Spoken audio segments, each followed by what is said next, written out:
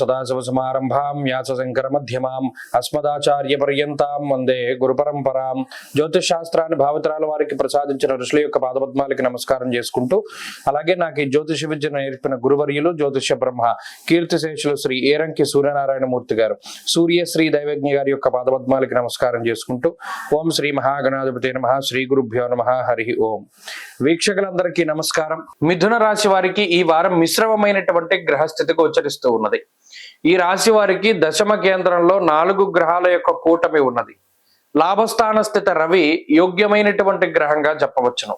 అలాగే ఈ వారంలో చంద్రుడు వారాంతమందు యోగిస్తూ ఉన్నారు. అనగా రాహువు రవి యొక్క బలాలు మాత్రమే ప్రధానంగా మిథున రాశికి గోచారవశాత్తు కనబడుతూ ఉన్నాయి. ఈ రవి రాహువుల యొక్క బలం చాలా గొప్ప బలం. ప్రత్యేకించి ఉద్యోగపరమైనటువంటి ప్రతిబంధకాలని తొలగించేటువంటి గ్రహస్థితి. అర్ధంచ స్వకులాచార గృహలాభ సుభోజనం అన్నది శాస్త్రం.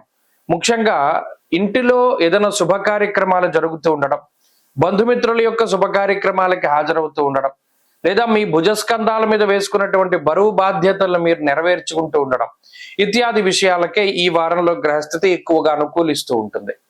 మానసికమైనటువంటి ఇబ్బందులు తొలగిపోవడానికి, దృఢమైనటువంటి మనస్థితి కలగడానికి, ప్రత్యేకించి ఆత్మస్థైర్యానికి కూడా ఈ గ్రహస్థితి ఎక్కువగా కారణమవుతుంది.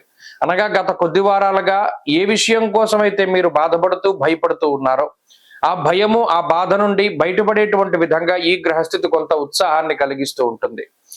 కొన్ని సందర్భాల్లో ఈ పని అవ్వదు, లేకపోతే మన పరిస్థితి ఇలా అయిపోయింది, ఇంతమించి మనం చేయడానికి ఏమీ లేదు అని వదిలేసినటువంటి విషయాలు ఏవైతే ఉన్నాయో వాటిలో కొంత కదలిక రావడము, లేదా అసలు ఇక ముందుకు సాగవు అనుకున్నటువంటి పనులన్నీ కూడా ముందుకు సాగుతూ ఉండడాన్ని మిథున రాశి వారికి ఈ వారంలో ప్రత్యేకించి చూడవచ్చును. ఉద్యోగపరమైనటువంటి ప్రతిబంధకాలు ఎక్కువగా కనబడుతూ ఉన్నాయి.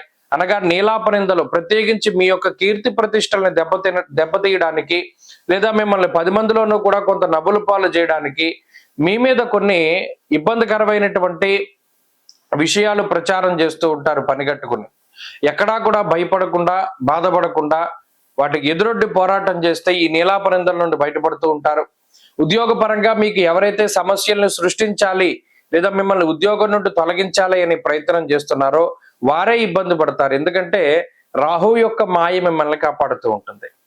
ప్రత్యేకించి శుభ కార్యక్రమాలకి ధనాన్ని ఖర్చు పెట్టడం, వచ్చిన ధనమంతా కూడా అప్పులు తీర్చడానికో లేదా రుణాలకో ఈఎంఐలు కట్టడానికో వీటికి ఎక్కువగా ఖర్చు అయిపోతూ ఉంటుంది. నిల్వ చేసేటువంటి ధనం చాలా తక్కువ. ఈ విషయాన్ని దృష్టిలో పెట్టుకోవాలి. ప్రత్యేకించి ఈ వారంలో ఉద్యోగ వ్యాపారాలు కొంత మిశ్రమంగా ముందుకు సాగుతూ ఉన్నాయి. కుటుంబ పరిస్థితులు కొంత అనుకూలంగా ఉన్నాయి. మానసిక స్థైర్యం ఉంటుంది. మిథున రాశి వారి ఈ వారంలో మరింత అనుకూలమైనటువంటి ఫలితాలని సాధించడానికై ఆంజనేయ స్వామి వారి యొక్క ఆరాధన చేస్తూ ఉండడం చెప్పదగినటువంటి సూచన. ఈ వారంలో కలిసి వచ్చేటువంటి రోజు ఆదివారంగా చెప్పవచ్చును. అదృష్ట సంఖ్య 8, అదృష్ట వర్ణము లేత ఎరుపు రంగు.